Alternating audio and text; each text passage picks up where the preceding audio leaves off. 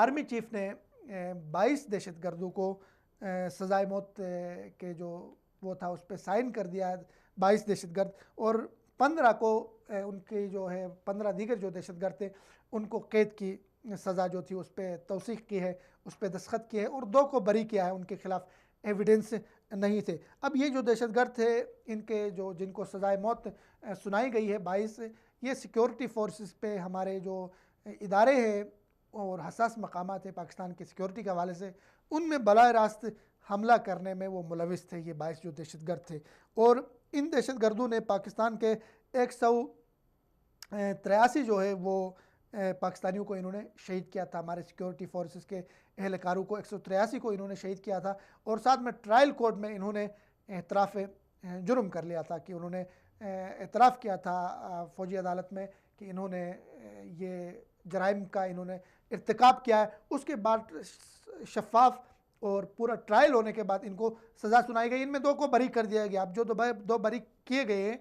पता नहीं वो जाकर दोबारा दहशतगर्दों के साथ मिलते हैं या उनके खिलाफ एविडेंस काफ़ी नहीं थे। यहाँ पे 2-3 बातें मैं अर्ज़ करना ज़रूरी समझूंगा। सबसे पहले हमारे यहाँ फ़ौजी अदालतों पे बहुत तनकीद होती रही। फ़ौजी अदालतें जब बनी तो हमारे जो सियासतदान थे उमूमन वो ज़्यादा इस पर तनकीद करते थे। फ़ौजी अदालतें किसी भी मुल्क में तब बनती है जब आपका मुल्क हालात जंग में होता है। आपके मुल्क को स्पेशल केसेस जो होते हैं सिक्योरिटी के हवाले से, जो दहशतगर्द होते हैं उनको सज़ाएँ सुनानी होती है, वो फ़ौजी अदालतों का क़याम ज़रूरी होता है। पाकिस्तान में भी फ़ौजी अदालतों का क़याम हुआ। तनकीद ये की गई कि फ़ौजी अदालतें काम नहीं कर रही। फ़ौजी अदालतों ने बहुत अच्छा काम किया, उन्होंने दहशतगर्दों को सज़ाएँ सुनाई। और उससे पहले ये होता था कि हमारे जो आम जो अदालतें हैं वहाँ पे दहशतगर्द पकड़ा जाता था, उनको पेश किया जाता था, तो हमारे जो वकील हैं काले कोट पहन के आते थे वहाँ पे उसको छुड़ा के ले जाते थे और वो दोबारा ऐसे केसेस रिकॉर्ड में हैं कि वो जिनको अदालतों से छुड़ा कर लेकर गए वो वापस जाके दोबारा से दहशतगर्दी के कामों में लग गए, दोबारा से अपने मिशन पे लग गए। तो उसकी वजह से ये ज़रूरत महसूस की गई कि फ़ौजी अदालतों का क़याम नागज़िर है। तो हमारी फ़ौज के अंदर जो खुसूसी अदालतें बनती है, ये हालत जंग में होती है दहशतगर्दों का ट्रायल करने के हवाले से, तो इन अदालतों में पूरा साफ़ और शफाफ ट्रायल होता है, वो अदालतें अपना काम करती है। इन अदालतों से ये हमें सबक ये भी मिलता है, हमारे जो दीगर अदालतें हैं, हमारे हाई कोर्ट है, सुप्रीम कोर्ट है, हमारी जो जुडिशरी का पूरा सिस्टम है, हमारे निज़ाम आदल का, उनके लिए भी कि हम जो है ऐसे भी केसेस होते हैं जो 20-20 साल हमारे अदालतों में पड़े रहते, चल रहे होते, तो फ़ौजी अदालतों की तरह फास्ट वो होनी चाहिए कि जल्दी जल्दी जो है उस अमल को पाए तकमील तक पहुँचाए। सुनने में ये आ रहा है कि नई हुकूमत जो है हमारी है इस हवाले से कोई कानून साजी कर रही है कि जो भी केस अदालत में जाएगा वो साल से ज़्यादा अदालत के दफ्तर में, अदालत के अंदर वो पड़ा नहीं रहेगा, उसको साल के अंदर अंदर निपटाना ज़रूरी होगा। ये अगर ऐसी कानून साजी होती है तो पाकिस्तान के जो अदलिया के हवाले से जो इशूज़ है, हमारे इंसाफ के हवाले से जो इशूज़ है, वो बहुत हद तक हल हो सकते हैं। तो ये जो दहशतगर्द थे जिन्होंने हमारे जवानों को शहीद किया, हमारे सिक्योरिटी फोर्सेस पे हमले किए, ये अपने अंजाम को पहुँचे।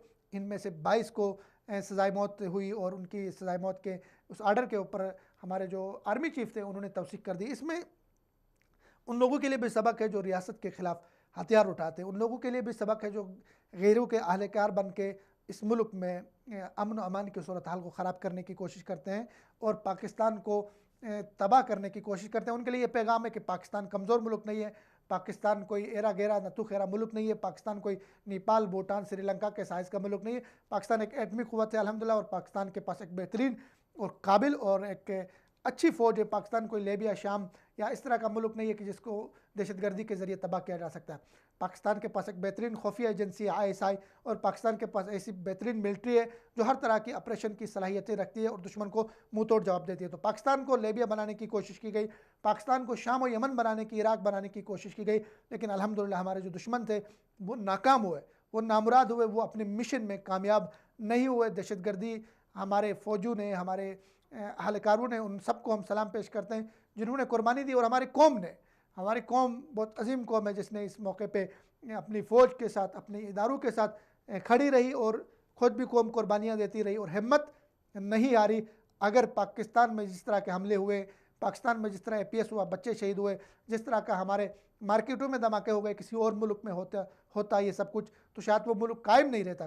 तो पाकिस्तान को अल्लाह ताला के फ़ज़ल व करम से पाकिस्तान कायम है और उसके बाद पाकिस्तान के पास मजबूत फ़ौज है, पाकिस्तान के पास मजबूत इदारे हैं जिसकी वजह से हमारा मुल्क चल रहा है। आगे बढ़ते हैं।